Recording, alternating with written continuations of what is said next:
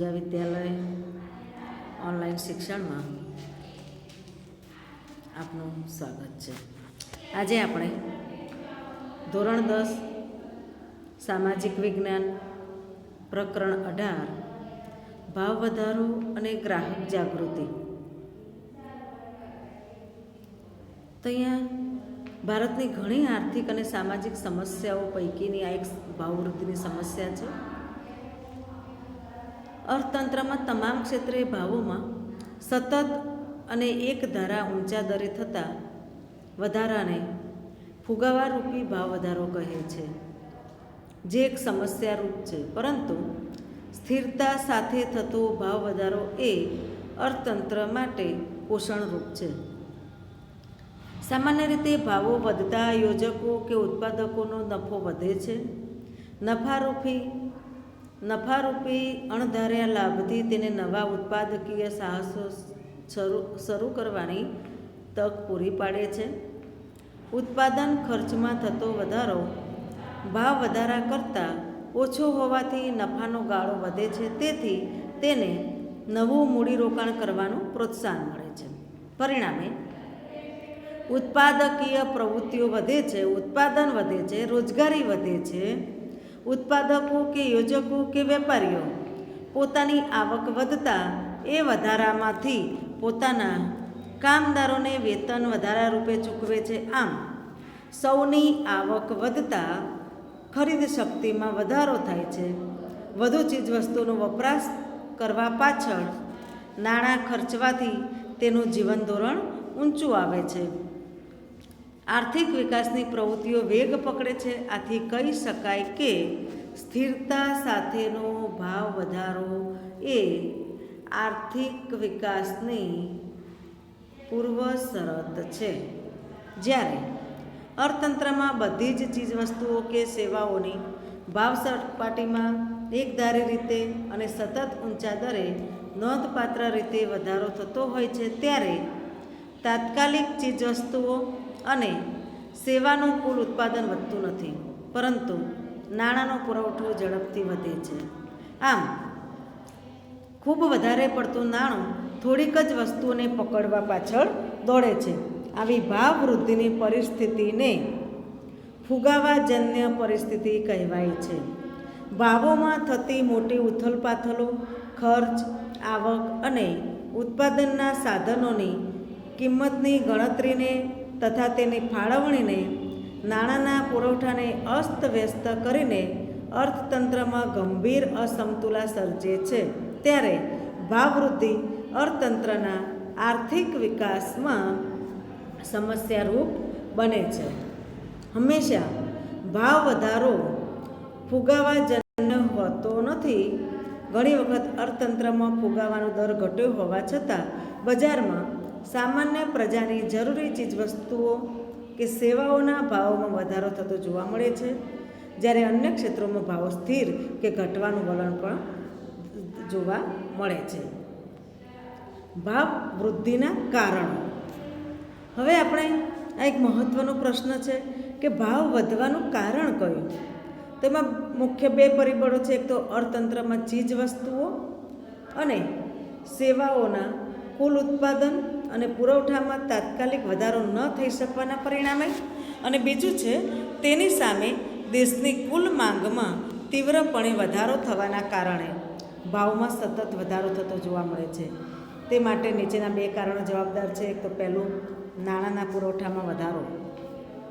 અર્થતંત્રમાં નાણાંના પુરવઠામાં 3 રીતે વધારો થાય છે: ખાદ્ય પુરવણી દ્વારા, એટલે કે નવા નાણાંના સર્જન દ્વારા; બીજું, નાણાંના ચલણ વેગમાં વધારો, એટલે કે બજારમાં નાણાંની લેવડ દેવડ વધે; ત્રીજું, શાખ વિસ્તરણની નીતિ દ્વારા ધિરાણ પરના વ્યાજનો દર ઘટાડીને। અર્થતંત્રમાં નાણાંનો પુરવઠો વધે, લોકો પાસે આવક વધે, ખરીદ શક્તિ વધે, ચીજવસ્તુઓ અને સેવાની અસરકારક માંગ વધે, પરંતુ તેની સામે કુલ પુરવઠામાં વધારો થતો નથી, તેથી ભાવવૃદ્ધિ થાય છે। સરકારને યોજનાકીય અને બિનયોજનાકીય ખર્ચને પહોંચી વળવા ખાદ્ય પુરવણીની નીતિ દ્વારા નવા નાણાંનું સર્જન કરીને નાણાંનો પુરવઠો વધારે છે। સરકારના વહીવટી ખર્ચા, બિન યોજનાકીય ખર્ચમાં, સંરક્ષણ ખર્ચમાં થયેલ વધારો કે વિવિધ કલ્યાણકારી યોજનાઓ અને મેળાવડાઓ ઉત્સવોના ખર્ચાથી જાહેર ખર્ચ કે ખાનગી ખર્ચમાં વધારાથી બજારમાં નાણાંનો પુરવઠો એકદમ વધે છે, જે ખરીદ શક્તિને વધારે છે, જે ભાવ સપાટીને ઊંચે લઈ જાય છે. આમ ખરીદ શક્તિમાં વધારો એ ભાવવૃદ્ધિનું કારણ બને છે. આમ સરકારના બિન યોજનાકીય ખર્ચાથી બજારમાં ચીજ વસ્તુઓ કે સેવાના કુલ ઉત્પાદનમાં કે પુરવઠામાં વધારો થતો નથી, પરંતુ વેતન વધારો કે બોનસ ભથ્થાઓમાં થતા વધારાથી પ્રજાના હાથમાં નાણાંનો પુરવઠો વધે તેમજ ઉત્પાદનના સાધનોને પણ વળતરરૂપી આવકમાં વધારો થતાં નાણાંના પુરવઠામાં સરવાળો વધારે થાય છે. પરિણામે ખરીદ શક્તિ વધે. ખરીદ શક્તિ વધતાં કુલ માંગ વધે અને એની સામે કુલ પુરવઠામાં વધારો ન થાય ત્યારે ભાવ વધારો જન્મે છે. આમ ભાવ વધારો એ નાણાંના પુરવઠામાં થયેલ વધારાનું પરિણામ પણ છે અને કારણ પણ છે. બેંક દ્વારા ધિરાણ પરના વ્યાજના દર ઘટાડીને તથા બેંકો પાસેની રોકડ અનામતમાં વધારો કરીને બેંકો હળવી શરતોએ ઓછા વ્યાજના દરે સસ્તી લોન કે ધિરાણ સ્વરૂપે પ્રજાના હાથમાં નાણાંના પુરવઠામાં વધારો કરે છે, જે ચીજવસ્તુઓની માંગ પર દબાણ લાવીને ભાવમાં વધારો કરે છે. તો આ પહેલું કારણ છે ભાવવૃદ્ધિનું. બીજું છે વસ્તી વધારો. ભારતમાં સરેરાશ 1.9% દરે વસ્તી વધે છે. ભારતની કુલ વસ્તી 2011માં 121 કરોડ નોંધાઈ હતી. 2001થી દેશની કુલ વસ્તીમાં થયેલ ઝડપી વધારો ચીજ વસ્તુઓ કે સેવાની માંગમાં વધારો કરીને માંગ પુરવઠાની સ્થિતિનું અસંતુલન વધારે છે. આથી વસ્તુની અછત સર્જાતા ભાવ વધારો જન્મે છે. ત્રીજું છે નિકાસમાં વધારો. વિદેશી બજારમાં દેશની પેદાશોની માંગમાં વધારો થવાના લીધે સરકાર દ્વારા નિકાસ વધારવાના પ્રોત્સાહક પગલાંને કારણે નિકાસની ચીજવસ્તુની સ્થાનિક કે આંતરિક બજારમાં ઉપલબ્ધતા ઘટે છે, અછત સર્જાય છે. એની સામે માંગ સામે પુરવઠો ટૂંકો પડતા ભાવમાં વધારો થાય છે. ચોથું કારણ છે કાચા માલની ઊંચી કિંમતે પ્રાપ્તિ. અછત વર્તાય તેથી તેની કિંમત વધે, વસ્તુનું ઉત્પાદન ખર્ચ વધે, અંતે તે વસ્તુની કિંમત વધે. બીજી બાજુ ઉત્પાદિત વસ્તુના ગ્રાહકો કે કામદારો કે પ્રજા તેઓ ખરીદ શક્તિ ઘટતા વેતન વધારાની માગણી કરે. તે સંતોષવામાં આવતા ફરીથી વસ્તુના ઉત્પાદન ખર્ચમાં વધારો થાય, જે ફરી ભાવવૃદ્ધિમાં પરિણમે છે. આમ ભાવવૃદ્ધિનું 20 ચક્ર ચાલ્યા કરે છે. પાંચમું કારણ છે બિન નોંધાયેલ નાણાંનું ચલણ. સરકારને ચૂકવવા પાત્ર થતા કરવેરામાંથી બચવા કેટલાક આર્થિક વ્યવહારોને હિસાબી ચોપડે નોંધવામાં આવતા નથી. કેટલાક લોકો પોતાની ઊંચી આવક કે વધારાની આવક છુપાવે છે. આમ હિસાબી ચોપડે નહીં નોંધાયેલ અને જેના પર કરવેરો ચૂકવ્યો નથી તેવી બિનહિસાબી આવકને કાળું નાણું કહે છે. આ કાળું નાણું ધરાવનારા લોકો આવકવેરા કે સર્વિસ ટેક્સ હેઠળ પકડાઈ જવાના ડરથી નાણાંનો સંગ્રહ કરવાને બદલે ઝડપથી વહેલામાં વહેલી તકે વાપરી કાઢવાનું વલણ ધરાવે છે અને બિનજરૂરી વસ્તુઓ ખરીદે છે. આમ તમામ પ્રકારે કાળું નાણું ભાવ વધારાનું પોષક રહ્યું છે. છઠ્ઠું કારણ છે સરકાર દ્વારા ભાવ વધારો. સરકાર વખતો વખત વહીવટી આદેશ બહાર પાડીને પેટ્રોલિયમ પેદાશો, રાસાયણિક ખાતર વગેરે કૃષિ પાકોના ટેકાના ભાવો વધારે અને ખાદ્ય પુરવણી દ્વારા નાણાંનો પુરવઠો વધે, ભાવ વધારો થાય. આમ સરકાર જ ભાવ વધારાને જન્મ આપે છે. કેટલાક કુદરતી પરિબળો: અતિવૃષ્ટિ, અનાવૃષ્ટિ, ધરતીકંપ, રોગચાળો આવી આફતોના કારણે તેમજ યુદ્ધ, તોફાનો, આંદોલન, હડતાળ કે ઔદ્યોગિક અશાંતિના કારણોસર, તાળાબંધી જેવા માનવીય પરિબળોના કારણે ઉત્પાદન ઘટે છે. તેની પુરવઠા પર વિપરીત અસર પડે છે. અત્યારે આપણે જોઈએ છે કે આજે આ કોરોના જેવા એક રોગચાળાના કારણે આપણે જે સીધું એનું કારણ જોઈ રહ્યા છીએ, એની અસર કઈ પડે છે તે પણ આપણે સીધી આપણને ખ્યાલ આવે છે. પુરવઠો ઘટતા તેની સામે નાણાંનું પ્રમાણ સ્થિર રહેવાથી ચીજ વસ્તુની માંગના દબાણથી ભાવ સપાટીમાં વધારો થાય છે. મુખ્ય કારણ છે દાણચોરી, સંગ્રહખોરી અને કાળા બજાર. વિદ્યાર્થી મિત્રો, આ ત્રણેયની વ્યાખ્યા પણ યાદ રાખો. કેટલીક વખત આયાત જકાતના ઊંચા દરોને કારણે તેમજ અમુક ચીજોની આયાતો પર નિયંત્રણ કે નિકાસના પ્રતિબંધના લીધે જકાત ચોરી કરવાના ઈરાદે ચોરી છુપીથી કરવેરા નહીં ભરીને વિદેશી માલ સામાન દેશમાં ઠલવાય, જેને દાણચોરી કહે. દાણચોરી કોને કહેવાય તો એ આપણે અહીંયા જોઈએ છીએ. ત્યારબાદ ભવિષ્યમાં ભાવો વધવાના છે એવી અટકળો કે અફવા કે આગાહીના કારણે ભવિષ્યમાં ભાવ વધારાનો લાભ ઉઠાવી શકે તથા તેની સામે રક્ષણ મેળવી શકે. તેથી સમાજના બધા જ વર્ગો, વેપારીઓ, ઉત્પાદકો, ગ્રાહકો વસ્તુનો જથ્થો વધતા ઓછા પ્રમાણમાં સંગ્રહખોરી કરે છે. પરિણામે તે વસ્તુના પુરવઠા પર દબાણ આવે છે, કૃત્રિમ અછત ઊભી થાય છે અને બજારમાં ખૂબ જ ઊંચા ભાવો પડાવીને નફાનો ગાળો વધારીને પ્રજાનો ગેરલાભ ઉઠાવે છે. તેને નફાખોરી કહે છે. આમ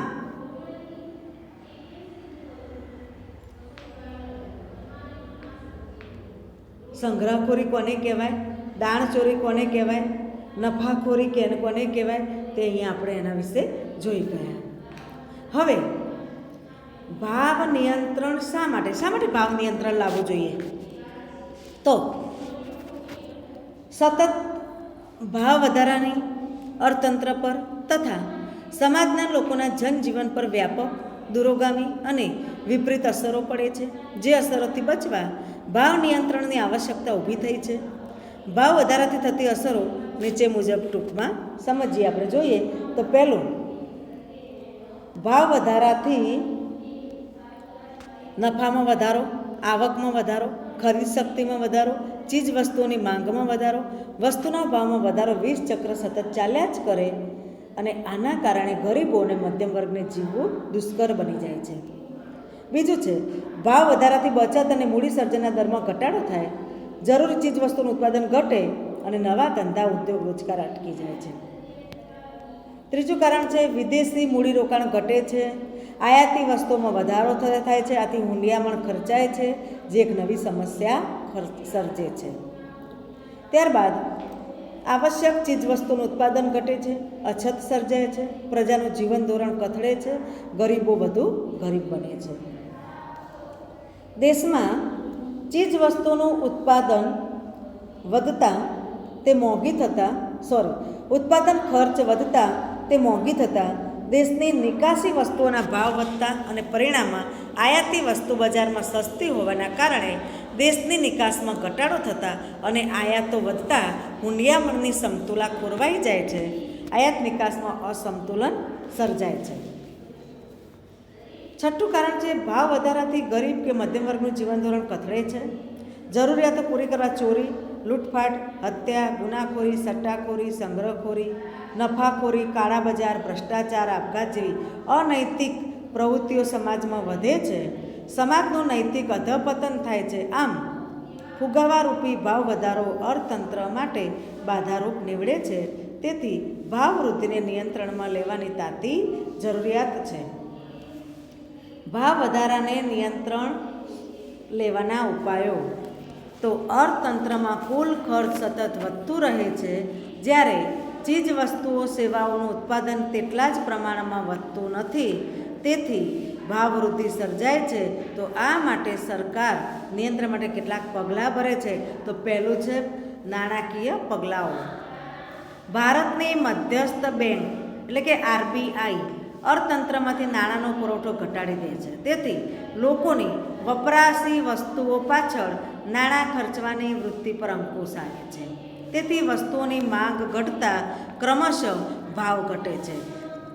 મધ્યસ્થ બેંક દ્વારા ધિરાણ નીતિમાં વ્યાજના દર ઊંચા કરે છે. તેથી લોન કે ધિરાણ મોંઘું બનતા બિનજરૂરી મૂડીરોકાણ કે સટ્ટાકીય રોકાણ. બીજી તરફ વ્યાજના દર વધતા લોકોની બચત વૃત્તિમાં વધારો થાય છે અને ડિપોઝિટોમાં વિવિધ બચતોના રોકાણો વધે છે. આમ ભંડોળ પ્રાપ્તિના અભાવે સટ્ટાખોરી, સંગ્રહખોરી અટકે છે અને નફાખોરી પર અંકુશ આવે છે. દરમાં વધારો થતાં વેપારી બેન્કોએ ધિરાણ દર વધારવો પડે છે. તેથી ધિરાણનું પ્રમાણ ઘટે છે. વ્યાજ દર ઘટતા સટ્ટાખોરીમાંથી વધારાનું નાણું ખેંચાઈને અર્થતંત્રમાં બચત સ્વરૂપે પાછું વળે છે. તેથી મૂડી સર્જન દર વધે છે. નવા ધંધા રોજગારના ક્ષેત્રો ખુલે છે. બેન્કોની રોકડ અનામતના પ્રમાણમાં વધારો થતાં વેપારી બેન્કોની શાખા પર નિયંત્રણ આવે છે. ધિરાણ ઘટે છે. કરીને વેપારી બેન્કોની અને પ્રજાની રોકડ અનામતમાં ઘટાડો કરે છે. લોકોના હાથમાં નાણાંનો પુરવઠો ઘટતા વપરાશી ખર્ચ ઘટતા ભાવો અંકુશમાં રહે છે. તો આ પહેલું છે નાણાકીય પગલું. બીજું છે રાજકોષીય પગલાં. રાજકોષીય નીતિ એટલે શું? તો રાજકોષીય નીતિ એટલે સરકારની જાહેર આવક ખર્ચ અંગેની નીતિ. તો કરવેરા વિષયક અને જાહેર ઋણની નીતિ. કરવેરો તે સરકારની આવક છે અને જાહેર ઋણ એટલે તે ખર્ચ કરવો. તે સરકાર પોતાના ખર્ચમાં શક્ય હોય ત્યાં સુધી ઘટાડો કરીને દેશના કુલ ખર્ચમાં ઘટાડો કરીને નાણાંનો પુરવઠો ઘટાડશે. જે યોજનાઓ પાછળ મોટા પ્રમાણમાં ખર્ચ થતો હોય અને તાત્કાલિક તે ફાયદાકારક ન જણાય તો તેવી યોજના મુલતવી રાખે છે. વહીવટી ખર્ચમાં કરકસર અને બિનજરૂરી ખર્ચમાં ઘટાડો કરે છે. કરવેરાની નીતિ અન્વયે સરકાર ભાવો વધે ત્યારે લોકો પાસેના ખર્ચવાપાત્ર રકમમાં પુરવઠો ઘટે તે હેતુસર ચાલુ કરવેરાઓમાં વધારો કરે છે. આવકવેરો, કંપની વેરો, મિલકત વેરો વગેરે વધારવામાં આવે છે. નિકાસો પર નિયંત્રણ મૂકવામાં આવે છે અને આયાતો પર ઊંચા દરે જગાત નાખીને આયાતી વસ્તુઓ મોંઘી બનતા આયાતો ઘટે છે. હવે જાહેર ઋણની નીતિ. જાહેર ઋણની નીતિ અનુસાર સરકારે લોનો બહાર પાડીને કે ફરજિયાત બચત યોજના જેવી સ્કીમ લાવીને સમાજમાંથી થતા કુલ ખર્ચને મર્યાદિત કરવા પ્રયાસ કરે છે. બચતોને પ્રોત્સાહન આપવા વિવિધ પ્રોત્સાહકીય પગલાં ભરે છે. જાહેર કરજોનું પ્રમાણ ઘટાડે. સરકારી સબસિડી રૂપી સહાયમાં ઘટાડો કરે. પ્રત્યક્ષ કરવેરાનું પ્રમાણ અને વ્યાપ વધારે. શ્રીમંત વર્ગની વપરાશી કે મોસમની વસ્તુઓ પર ઊંચા દરે કર નાખે. તેથી તેનું ઉત્પાદન ઘટે અને આવશ્યક વસ્તુનું ઉત્પાદન વધે. આમ પગલાઓ થકી હાથમાં આવકનું પ્રમાણ ઘટશે, તેથી વસ્તુની માંગ ઘટશે, જે અંતે ભાવ ઘટાડામાં પરિણમશે. ત્રીજું કારણ છે મૂડીરોકાણ પર અંકુશ. બિનજરૂરી અને મોસમની વસ્તુઓ પાછળ મૂડીરોકાણ ઘટે તે માટે લાયસન્સ કે પરવાના પદ્ધતિ અમલમાં મૂકે છે અને ઉત્પાદકીય સ્વરૂપના કૃષિ ઉત્પાદનો અને ઔદ્યોગિક ઉત્પાદનો વધે એવા મૂડીરોકાણને ઉત્તેજન આપે છે. સટ્ટાલક્ષી મૂડીરોકાણ ઘટે, આવશ્યક વસ્તુનું ઉત્પાદન વધે. આથી ઉત્પાદન શક્તિ વધે એવા પ્રોત્સાહક પગલાં લેવા જોઈએ. આથી વ્યાજના દર વધારીને બચત વૃત્તિને ઉત્તેજન કરીને મૂડી સર્જન વધે તેવા પ્રયત્નો કરવા પડશે. ચોથું કારણ છે ભાવ નિયમન અને માપબંધી. એટલે કે જાહેર વિતરણ પ્રણાલી દ્વારા ભાવ વધારાને અંકુશમાં રાખવાની વ્યૂહરચનાનું આ એક પગલું તે જાહેર વિતરણ પ્રણાલી એટલે કે PDS ભારતભરમાં જે ભારતમાં 1977થી અમલમાં આવી હતી, જેનો હેતુ સમાજના નિમ્ન આવક જૂથને એટલે કે અંત્યોદય એકદમ ગરીબ હોય તેવા અને ગરીબી રેખા નીચે જીવતા ગરીબો એટલે કે BPL અને ગરીબી રેખા હેઠળના અને ઉપરના ઓછી આવક ધરાવનારાઓને તે વર્ગને આવશ્યક ચીજવસ્તુઓ વ્યાજબી ભાવની દુકાનો APSS દ્વારા ઉપલબ્ધ કરાવવાનો છે. આજે દેશમાં અંદાજે 4.92 લાખ વ્યાજબી ભાવની દુકાનો છે. આ દુકાનોમાં વેચતી વસ્તુઓના ભાવ ખુલ્લા બજારની દુકાનોના ભાવની સરખામણીમાં ઓછા હોય છે. આ વાસ્તવિક ભાવ અને વ્યાજબી ભાવની દુકાનોમાં વસ્તુઓના ભાવનો તફાવત સરકાર ચૂકવે છે. આ રકમને સબસિડી કહે છે. કૃત્રિમ અછત સંગ્રહખોરીને કાળા બજારમાં મન ફાવે તેમ ભાવ વધારાની પરિસ્થિતિમાં ગરીબોના જીવન સ્તરને ટકાવી રાખવામાં જાહેર વિતરણ પ્રણાલી આશીર્વાદરૂપ બની છે, જે ભાવ વૃદ્ધિને અંકુશમાં રાખે છે. આ વ્યવસ્થાની સફળતાનો આધાર અનાજ વિતરણ અને વહેંચણીની વ્યવસ્થા માટે કુશળ અને કાર્યક્ષમ વહીવટીતંત્ર, પારદર્શી વહીવટ અને પ્રામાણિક એવા દુકાનદારો પર રહેલો છે. ત્યારબાદ ભાવ નિર્ધારણ તંત્ર. સંગ્રહખોરીને સટ્ટાખોરીને ડામવા આવશ્યક વસ્તુઓના ભાવને વ્યાજબી સ્તર પર ટકાવી રાખવા માટે તથા તે સહેલાઈથી બજારમાંથી મળી રહે તે માટે સરકાર આવશ્યક વસ્તુઓના ભાવ નિર્ધારણનું કાર્ય કરે છે. વેપારીઓને તે જ નિર્ધારિત ભાવોએ બજારમાં વસ્તુ વેચવા આગ્રહ કરે છે. સરકારે ભાવ સપાટીને સ્થિર રાખવા માટે આવશ્યક ચીજવસ્તુઓ માટેનો ધારો 1955માં અમલમાં મૂક્યો, જે વેપારી સરકાર દ્વારા નિર્ધારિત ભાવો મુજબ પોતાનો માલ સામાન નથી વેચતો તેની સામે આ ધારા હેઠળ કાનૂની કાર્યવાહી હાથ ધરીને દંડ કરવામાં આવે છે. સંગ્રહખોરો, કાળાબજારિયાઓ, સટ્ટાખોરો સામે સઘન ઝુંબેશ રૂપે prevention of anti social activities act એટલે કે પાસા હેઠળ જરૂર પડે કાયદેસર અટકાયત કરવામાં આવે છે. ભાવ વૃદ્ધિને નાથવા વેપારીઓના ગોદામમાં રાખેલ ચીજવસ્તુઓના જથ્થાનું નિયમન, ચેકિંગ, સ્ટોક પત્રકો, ભાવપત્રકો પ્રદર્શિત કરવા અંગેની કાનૂની જોગવાઈઓ અને તેના ઉલ્લંઘન માટે કડક શિક્ષાત્મક પગલાઓ દ્વારા ભાવ વૃદ્ધિને નાથવાના પ્રયાસો હાથ ધરવામાં આવે છે. સરકારે અત્યાર સુધીમાં ડુંગળી, ચોખા, કપાસ, સિમેન્ટ, ખાદ્યતેલ, પેટ્રોલ, ડીઝલ, કેરોસીન, કપાસ, ખાંડ, એલ્યુમિનિયમ, લોખંડ, પોલાદ, રેલવેનું વગેરેના ભાવ નિર્ધારણના આધારે નક્કી કર્યા છે. કેટલીક જીવનરક્ષક દવાઓના પણ આ રક્ષણ હેઠળ ભાવ બાંધવામાં આવ્યા છે અને ભાવ વૃદ્ધિને અટકાવે છે. આમ ભાવ વૃદ્ધિને અટકાવવાના ઉપાયો એકબીજાથી સ્વતંત્ર કે અલગ નથી, પરંતુ પરસ્પર આધારિત છે.